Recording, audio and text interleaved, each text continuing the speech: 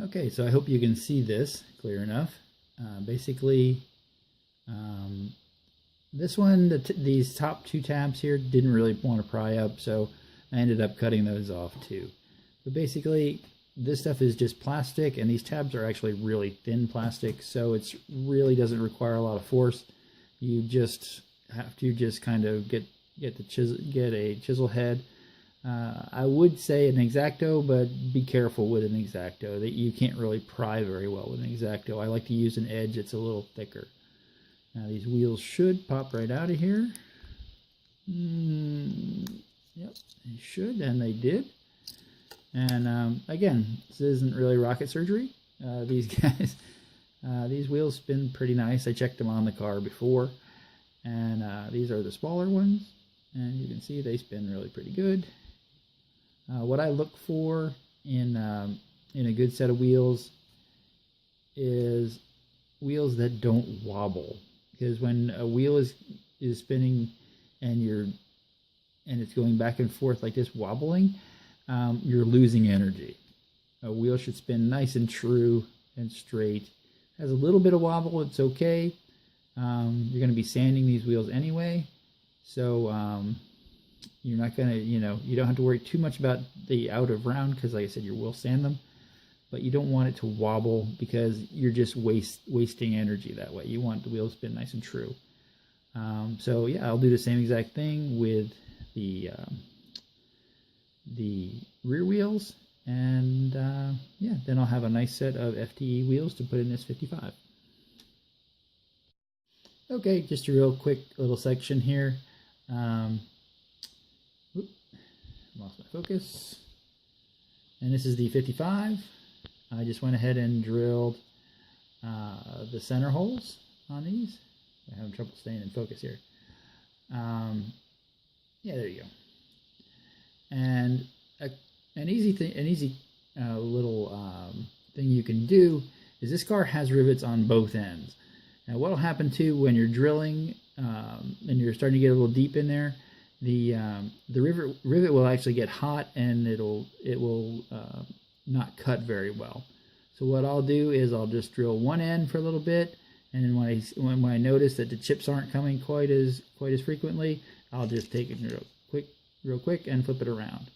And another thing about this series is I'm going to be using just very simple tools here.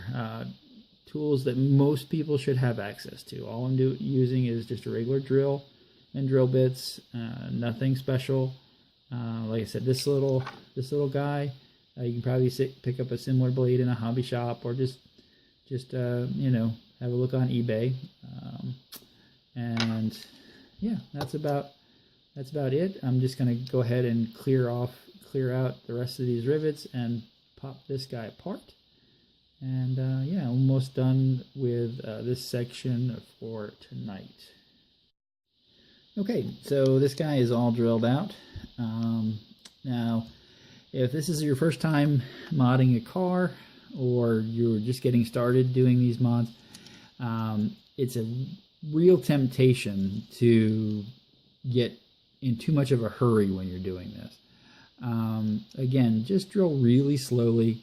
If you start seeing some plastic from the chassis, slow down or stop. And another thing, when you're pulling these cars apart, and you've got it to where just the slimmest little amount of rivet is holding the body on, I usually just try and find a place.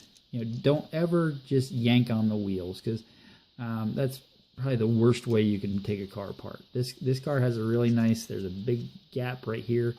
You can get in there and just pop it right out. And quite often what will happen is one end will pop first, and you might have to just wiggle a little bit, and the rest will come apart.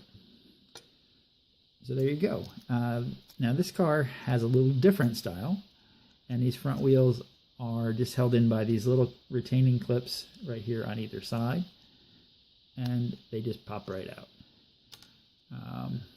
Now let's see if I can just,